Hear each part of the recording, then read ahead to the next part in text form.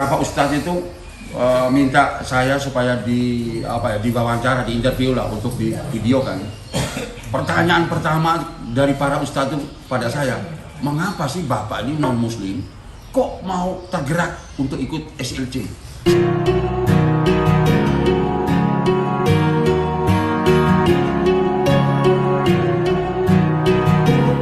Sedangkan jaringan saya yang muslim, kok saya ngajak kok susah Pak? Saya datang sendiri. Loh, kok Bapak bisa non muslim bisa bawa orang muslim ke sini? Kok saya orang muslim kok nggak bisa bawa orang-orang saya sama muslim ke sini? Saya bilang gini. Jawaban saya Pak, satu-satunya bisnis direct selling di dunia, satu-satunya yang mengajak para distributornya tidak hanya untuk sukses secara dunia, tetapi juga harus sukses secara akhirat. Artinya Anda jalankan bisnisnya sekaligus dengan spiritualitasnya. Itu cuma satu-satunya PT BES Pak. Karena ini menjalankannya dengan dua hal yang berbeda ini jadikan satu Pak. Makanya PT BES itu saya yakin sampai kapanpun dia susah sekali untuk bangkrut, untuk rugi, untuk bermasalah. Itu susah. Apa sebab? Ada keterlibatan Allah di dalam usaha ini. Makanya Anda tidak heran dalam waktu kurang dari 3 tahun atau 4 tahun sekarang ini, seperti Pak Analis barusan ngomong, itu sudah ada ribuan orang sudah berhasil melalui PT BES ini, dan ribuan orang ini menyadari bahwa hasil yang beliau terima itu adalah pertama-tama kebesaran Allah yang mengantarkan mereka menjadi berhasil, dan mereka kalau sudah berhasil, bagaimana keberhasilan yang diterima itu mereka juga harus berikan kepada orang lain. Dan itu Anda perlu catat, saya bilang sama Pak Ustadz, bahwa memberi kepada orang lain itu bukan hanya di Al-Quran yang ada tulisannya. Semua agama itu ada di kitab suci itu, memberi ke orang lain itu hukumnya wajib. Karena apa? Rezeki yang kita terima itu sekian persen itu bukan milik kita, milik orang lain. Pertanyaannya, kita sudah berikan apa belum? Ternyata hampir 90% saya yakin belum bisa memberikan itu dengan berbagai macam alasan.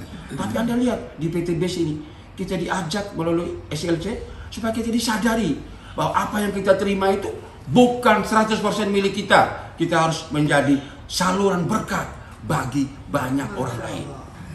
Wah, ini yang menarik. Lalu yang kedua, dia nanya sama saya, si Pak Ustadz ini. Lalu apa yang membuat Anda sebagai seorang pengusaha kok mau jalankan masuk di PT BES? Usaha saya itu modalnya miliaran, untungnya kecil, resikonya tinggi, waktunya lama. Saya masuk di PT BES, modalnya kecil, untung besar, waktunya cepat, tanpa resiko, tidak ada pusing.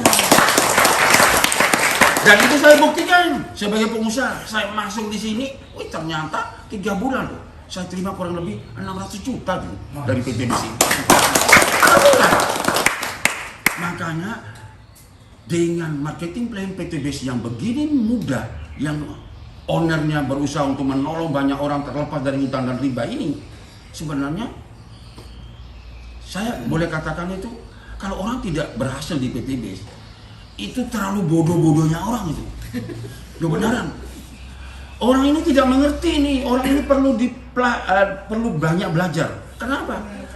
Anda mau cari semua direct selling yang ada, yang sudah pernah ada di Indonesia ini, secara marketing plan, secara produk pun tidak ada loh yang menang dengan marketing plan-nya PT BES.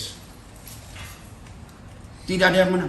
Nah, kalau Anda tahu sudah marketing plan terbaik, bisnis yang dinyatakan syariah, produk terbaik, kerjanya dibantu oleh tim leader, lalu di mana sulitnya? Tidak ada sulitnya, sepanjang orang itu mau. Tapi yang paling kita harus ingat, Anda kalau masuk di PT BES ini, Anda jangan mau cari bagaimana saya untung, tapi pikirlah bagaimana orang lain itu bisa untung. Orang lain itu bisa sukses. Dengan Anda membuat orang lain sukses sebanyak mungkin, otomatis Anda pasti lebih sukses. Jadi teori gampangnya, lalu ngapain Anda pusing-pusing pikirin dirimu sukses? Pikirin aja orang lain sukses. Dakwah aja sebanyak-banyaknya. Buatlah mereka bisa lunas hutang bebas riba semua. Semakin banyak orang yang lunas hutang bebas riba, terima ribatnya, pasti kita jauh lebih banyak daripada orang-orang itu semua. banyak. Saya kayak Pak Adan Haris ini terinspirasi buat saya. Atau janganlah kalau Pak Adan Haris terlalu jauh. Contoh orang sebelah saya yang saya bilang berapa waktu lalu. Ya, berapa waktu lalu saya remehkan beliau. Saya usir kenapa? Saya pengusaha yang datang ibu rumah tangga. Satunya pensiunnya pegawai negeri, satunya pegawai negeri. Bicara sama saya soal bisnis. Ini orang gila apa ini orang gila. Daripada pusing-pusing saya, pergi. Tapi hari ini saya bertobat. Lo beneran. Saya nangis terseduh-seduh loh di mana tuh? Di SLC. Saya pikir lagi ini, beliau ini orangnya fly keler kayak gini bisa terima ribet banyak loh. Inspirasi banget saya. Orang kayak gini aja bisa, lalu jalan-jalan bisa rekeningnya berbunyi terus. Lalu kenapa saya yang pengusaha itu harus pusing dulu, kerja dulu, ngurusin karyawan, baru dapat uang? Lah lebih baik ini saya ikuti jalannya. Ini benar, ternyata benar. Hanya dalam waktu singkat. Hari ini rekening saya juga walaupun belum banyak seperti beliau atau apalagi Pak Denari, tapi bunyi juga. Iya. Tadi malam Anda tahu ya, jam 12 malam jaringan di beliau nih, course line saya, nggak ada untung buat saya. Itu kepala kantor pariwisata Kabupaten Kebumen. Saya tunjukin pendapat saya per harinya. Wow, heran dia. Heran. Bapak, mohon maaf, saya bukain aja. Satu hari saya dapat berapa di sini? Bapak lihat. Ini, bukain. Mulai tanggal 1 sampai tanggal 30. Oh, kok bisa kayak gini, Pak? Makanya, Bapak biar pejabat, bayarannya kan 1 bulan sekali kan? Anda lihat ini nih, pakai celana pendek, baju kaos. Ini tiap hari bayarannya gini loh. Wow. Akhirnya apa, Pak Haris? Masuk langsung priority juga di PT Box tadi malam.